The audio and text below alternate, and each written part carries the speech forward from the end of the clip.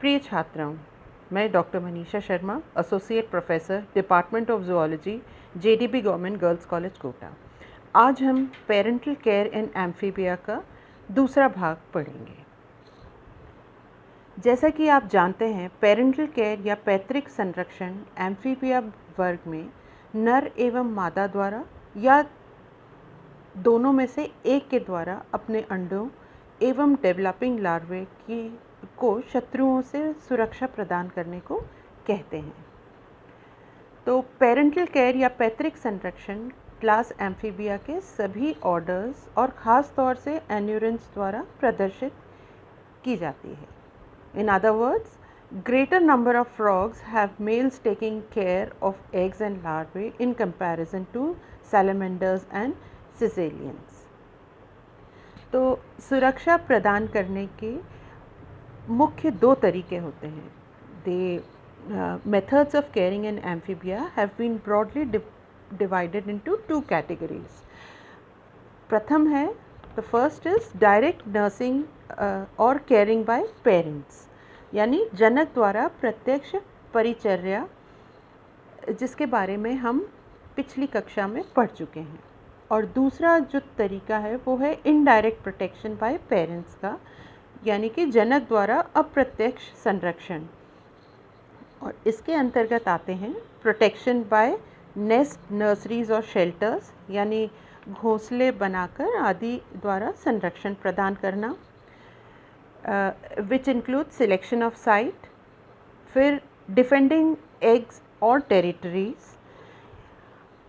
अंडों एवं अंड जनन स्थल की सुरक्षा करना, फिर है डायरेक्ट डेवलपमेंट या प्रत्यक्ष विकास, फोम नेस्ट, झाग के घोंसले बनाना, या मिट्टी के घोंसले यानी मड नेस्ट, या ट्री नेस्ट, पेड़ों पर घोंसले बनाकर वहाँ पर अपने एग्स को सुरक्षा प्रदान करना, या फिर जिलेटिनस बैग्स में, यानी जिलेटिनस थैलियों में एग्स एवं डेवलपिंग लार्वे को सुरक्षा प्रदान करना। तो सबसे पहले हम पढ़ेंगे selection of site. Many amphibians lay eggs in protected moist microhabitats on land, यानी कि जो एम्फीबियंस हैं वो ज़्यादातर अपने अंडे एक प्रोटेक्टेड, सुरक्षित, मॉइस्ट यानी जहाँ की नमी हो उस तरीके के माइक्रो हैबिटेट्स में अपने एग्स ले करते हैं।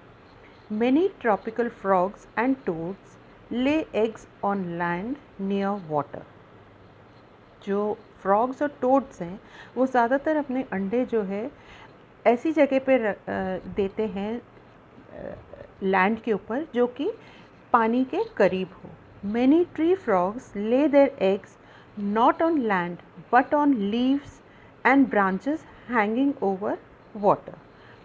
यानी कि ये जो है अपने अंडे ज़मीन पर न देकर वो किसी भी जो है टहनी से जो पत्तियां नीचे लटकती हैं जो कि डायरेक्टली उनके नीचे वाटर सरफेस हो, यानी कि जल हो, ऐसी पत्तियों के ऊपर वो अपने अंडे देते हैं। तो आप एग्जाम्पल के रूप में देख सकते हैं रैकोफोरस और हाइलोडस। इन दोनों के आप एग्स जो नीचे डायग्राम्स हैं उसमें आप देखेंगे कि किस प्रकार से फ्रॉग्स जो है अपने एग्स किसी भी लीफ के ऊपर दे देते हैं और वो जो है एक जिलेटिनस सब्सटेंस सिक्रीट कर कर वहाँ पे उन पत्तियों के ऊपर अपना पूरा डेवलपमेंट लार्वे में हैच होते हैं और फिर डायरेक्टली उन पत्तियों से सरक कर और नीचे पानी में गिर जाते हैं। या आप दोनों चित्रों में देख सकते हैं कि पत्तियों के ऊपर किस प्रकार से इन्होंने अंडे दिए हुए हैं।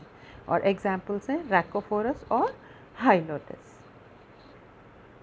नेक्स्ट है डायरेक्ट डेवलपमेंट। डायरेक्ट डेवलपमेंट के अंदर आप देखेंगे कि कई टेरेस्ट्रियल या ट्री फ्रॉग्स जैसे कि इल्यूथेरोडैक्टाइलस या आर्थ्रोलेप्टस, हाइलोडस एंड हाइला नेबुलोसा, इनके जो एग्स हैं ये डायरेक्टली हैच होते हैं छोटे मेंढकों में, लिटिल फ्रॉग्स, दस अवॉइडिंग लार्वल मॉर्टेलिटी, यानी कि पूरा एक जो प्रोसेस है अंडे से लार्वा बनना और लार्वा से टैडपोल बनना और टैडपोल से स्मॉल फ्रॉग बनना और फिर एडल्ट में कन्वर्ट होना, उसको सरपास करते हुए डायरेक्टली जो है एग्स के अंदर ही ये छोटे फ्रॉग्स या छोटे एडल्ट छोटे रूप में जो है हैच आउट होते हैं, और इसकी वजह से जो है लार्वल मोर्टेलिटी कम हो जाती है। तो जैसे कि आप नीचे चित्र में भी देख सकते हैं कि रेड बैग्ड सैलेमेंडर या प्लिथोडॉन साइनिरस, जिसका इसका ज़ूओलॉजिकल नेम है, इसके आप हैचलिंग्स देख सकते हैं नीचे चित्र में कि किस प्रकार से ये हैचलिंग्स जो हैं ये छोटी साइज़ के हैं, but they are absolutely similar to the adult parents. ये जो है अपने पेरेंट्स से बिल्कुल मिलते जुलते हैं आकार प्रकार में। अब आता है तरीका नेस्ट्स बनाने का, घोंसले बनाने का, जिसमें कि जो है मड नेस्ट्स के बारे में हम पहले बात करते हैं।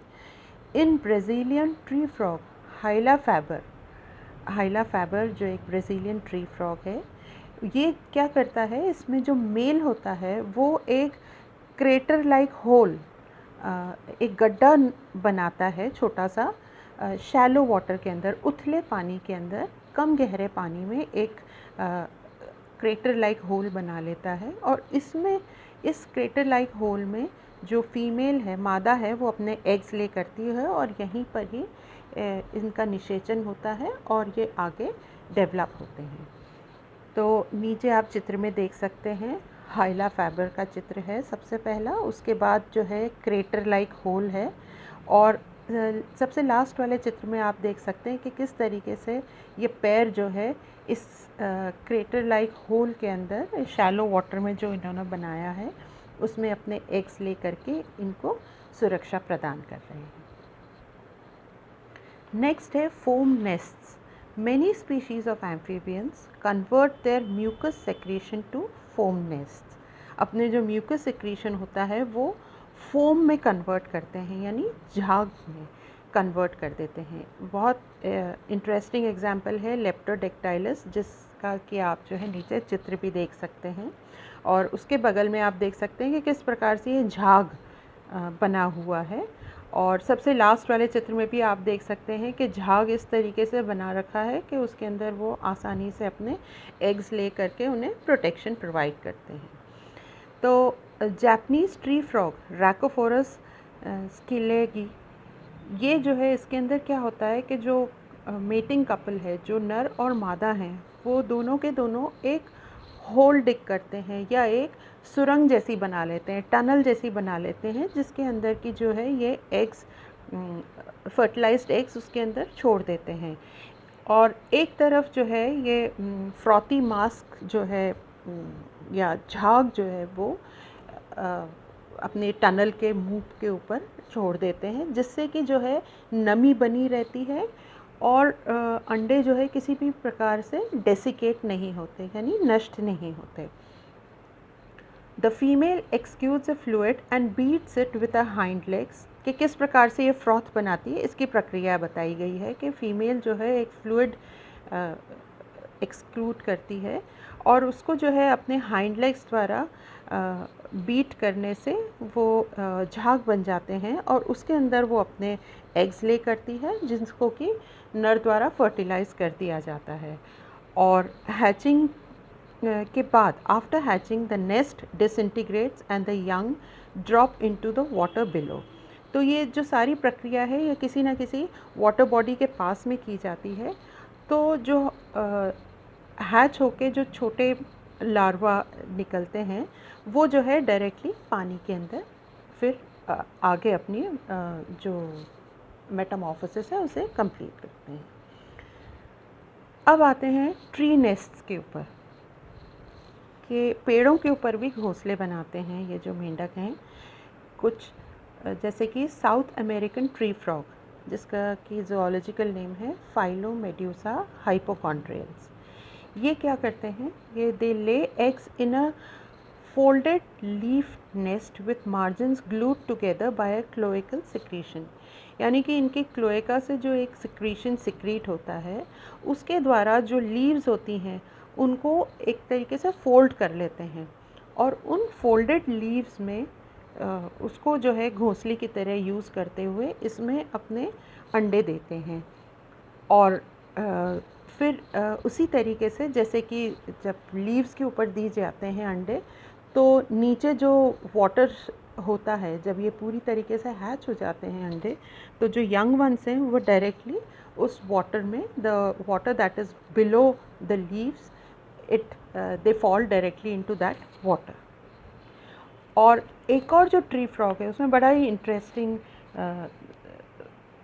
आप फिनोमेनन देख सकते हैं कि हाइला रेसिनफिक्ट्रस, इसके अंदर क्या होता है कि जो ट्री कैविटी, कोई भी जो है एक ट्री के अंदर उसके जो मेन जो ट्रंक होता है या जो ब्रांच है कोई मोटी, उसके अंदर एक जो शैलो कैविटी जैसी होती है, उसको ये जो फ्रॉग है उसे जो है बी वैक्स से लाइन कर देता है।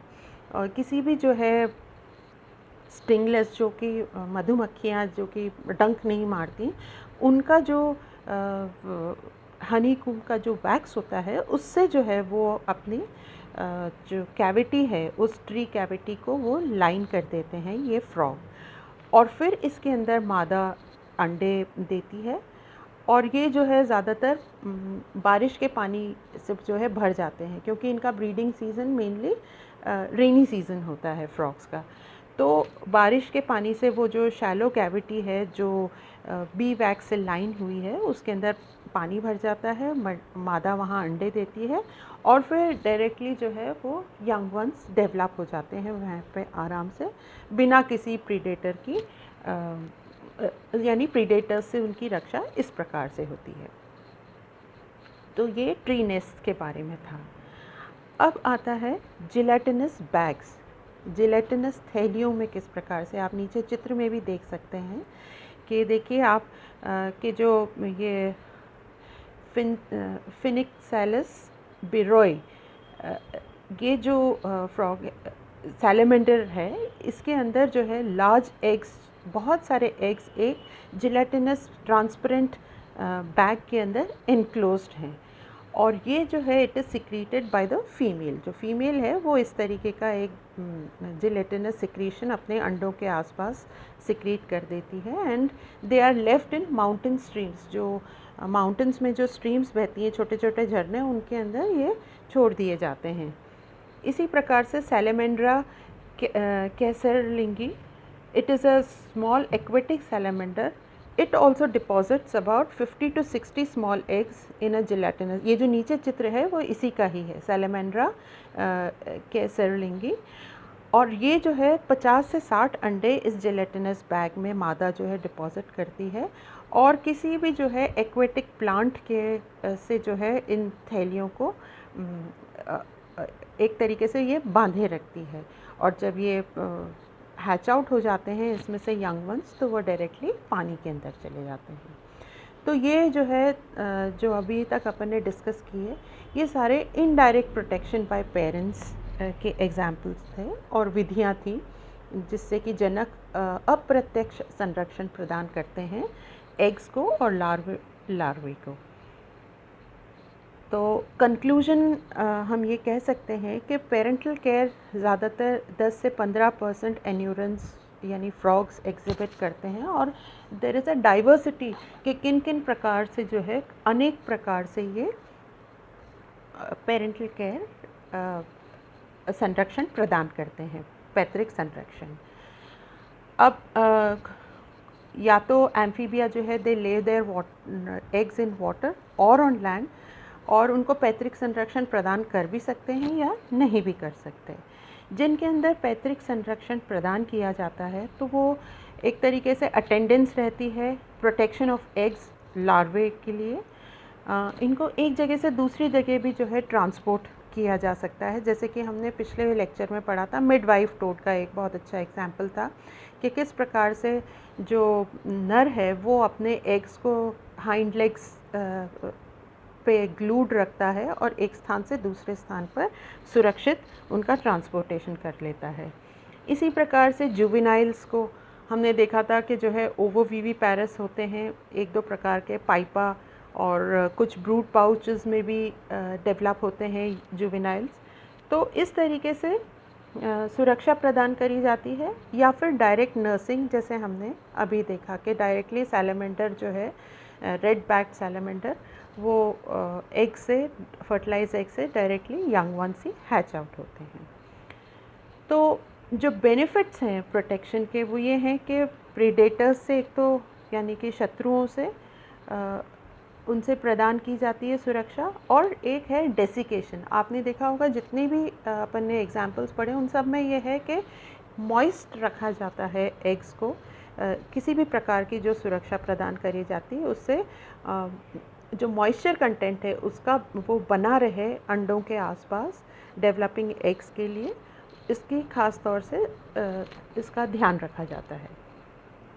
फिर है फंगस और पैथोजन से भी इसका प्रोटेक्शन मिलता है पेरेंटल केयर द्वारा। एरिएशन होता है एग्स का, और जो प्रोविज़न ऑफ फूड है टू द डेवलपिंग लार्वे, उसका भी जो है विशेष तौर से पेरेंट्स द्वारा ध्यान रखा जाता है। तो इनसे जो है the chances of survival of the egg and larva and finally when they grow up into adults, जो सर्वाइवल ऑफ स्पीशीज़ है वो जो है ज़्यादा अधिक उसके अंदर जो है कह सकते हैं कि आप there are greater chances of survival due to parental care. लेकिन पेरेंटल केयर की जो कॉस्ट है वो है कि जो पेरेंट्स हैं उनको फ़िज़िकल रिस्क्स भी उठानी पड़ती हैं। Definitely energy is more energy is consumed due to the focus on the developing eggs and larvae by the parents. They have to give in lot of energy and also decreased opportunities for future reproduction. So this was all about parental care in amphibia. अब एक जल्दी से हम economic importance amphibia का क्या क्या है इसके बारे में भी चर्चा कर लेते हैं। सबसे पहला है साइंटिफिक स्टडी। अभी तक हम जो है लेबॉरेटरीज़ में स्कूल्स और कॉलेजेस की कि इसके जो है डिसेक्शन करवाते थे, जिससे कि फिजियोलॉजिकली और इसकी एनाटॉमी बहुत अच्छी तरीके से समझ में आती थी बच्चों को।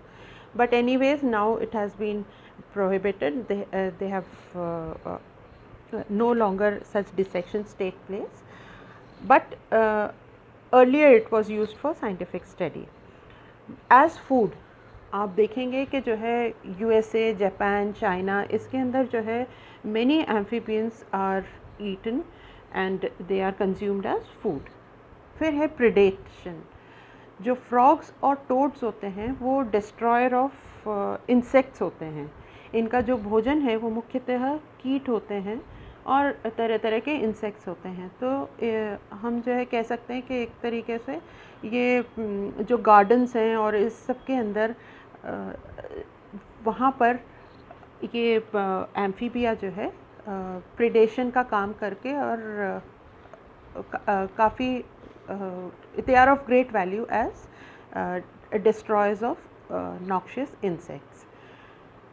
तो एक जो ख़ास तौर से टोड है that is Bufo marinus, it has been introduced in tropical sugar cane fields to destroy injurious insects. यानी इसका वहाँ पर प्रयोग किया जा रहा है शुगर केन फील्ड्स में, जिससे कि जो इंसेक्ट्स हैं उनको ये डिस्ट्रॉय कर सके, ब्यूफोमेराइनस।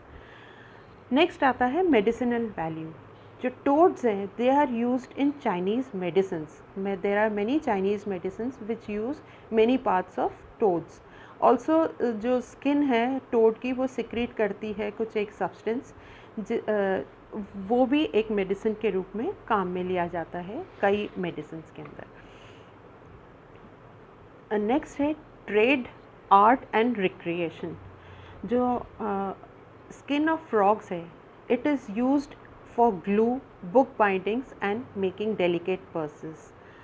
जो ट्राइबल मैजिशियंस हैं अमेरिका के, they used parts of frog and toads in their magic. वो अपने मैजिक के अंदर कई पार्ट्स फ्रॉग के जो है यूज़ और टोड्स के यूज़ किया करते थे।